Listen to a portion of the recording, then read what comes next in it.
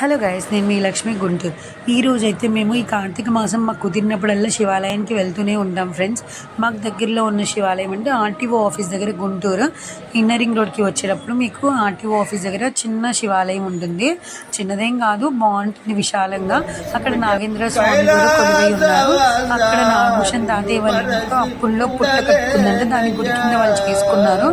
బాగా వాళ్ళు ఇంకా నాగదేవతని పూజించడము, శివుడిని ఆరాధించడంగా వాళ్ళు అలా చేసుకున్నారు. తాతయ్య అమ్మమ్మ గుడిని చూసుకోవడం, గుడిని శుభ్రంగా ఉంచుకోవడం, గుడిలో పూజలు చేయడం, వాళ్ళు ఇంకా ఆ దేవుడికే వాళ్ళ జీవితం అన్నట్టుగా ఉన్నారు. నాగభూషణ్ తాతయ్య అండ్ వాళ్ళ భార్య. అక్కడైతే చాలా బాగున్నాయి. ఉసిరి చెట్టు, కదంబరి చెట్టు, పారిజాత వృక్షం అన్నీ ఉన్నాయి. భలేగా విశాలంగా ఉంది. పిల్లలకి ఎంతో నచ్చిద్ది. మనకి ఎప్పుడైనా మనసు బాగాలేనప్పుడు, మాకైతే మన ఇల్లు తర్వాత ఎక్కడికన్నా వెళ్ళాలి అనుకుంటే మేము గుడికే వెళ్తాం ఫ్రెండ్స్ మ్యాక్సిమం. ఎందుకంటే గుడికి వెళ్తే చాలా ప్రశాంతంగా అనిపిస్తుంది. మనలో ఏదో పాజిటివ్ వైబ్స్ వచ్చినట్టుగా అనిపిస్తుంది.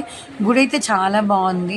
నాగేంద్ర వాళ్ళ పుట్ట అయితే అక్కడే దానికి అదే అలా ప్రతిష్టాపన అంటే దానికి అదే అలా వచ్చిందంట. ఆ ఇంట్లో పుట్ట కట్టుకుని ఉంటే దాన్ని అలా గుడి కింద చేసి దానికి ఉన్న 20 సెంట్లలో స్థలంలో గుడికి ఆయన ఇచ్చేసారంట. అలా పూజ చేసుకుంటూ, గుడిని శుభ్రం చేసుకుంటూ, గుడిని చూసుకుంటూ వాళ్ళ భార్యాభర్తల జీవితం అయితే కొనసాగుతుంది. ఇదివరకు కాలంలో అయితే వాళ్ళ పెద్దబ్బాయికి అమ్మవారు కనిపించేవారంట, నాగదేవత కనిపించేవారంట. అలా వాక్కులు చెప్పేవాళ్ళంట. ఇప్పుడు ప్రస్తుతానికైతే ఏమీ చెప్పట్లేదంట.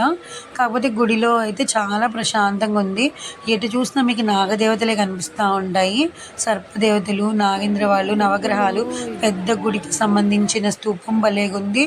అక్కడ మనకి ఇంటికి సంబంధించిన యంత్రాలు కూడా అమ్ముతూ ఉంటారు.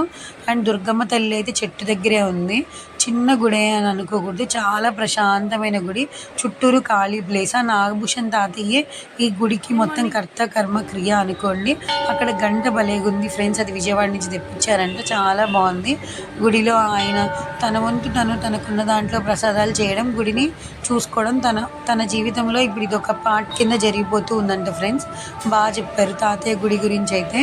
నాకున్న స్థలంలో నేను దేవుడికి ఇవ్వడం పెద్ద విషయమేం కాదు కదమ్మా, దేవుడిచ్చిందే నేను దేవుడికి తిరిగి ఇచ్చానని చెప్పారు ఫ్రెండ్స్.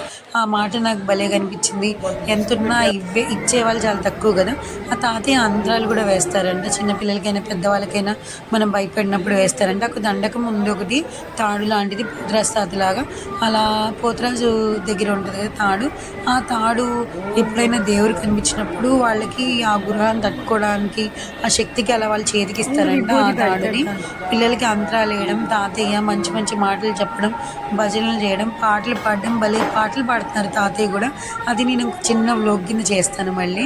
భలే ఉంది. గుడి అయితే చాలా ప్రశాంతంగా ఉంది. ఈ కార్తీక మాసంలో మీకు టైం ఉన్నప్పుడు ఖచ్చితంగా ఒక 360 ఒత్తులు కాకపోయినా ఒక 2 ఒత్తులైనా వెలిగించి ఒక పుష్పాన్నన్నా సమర్పించి రండి.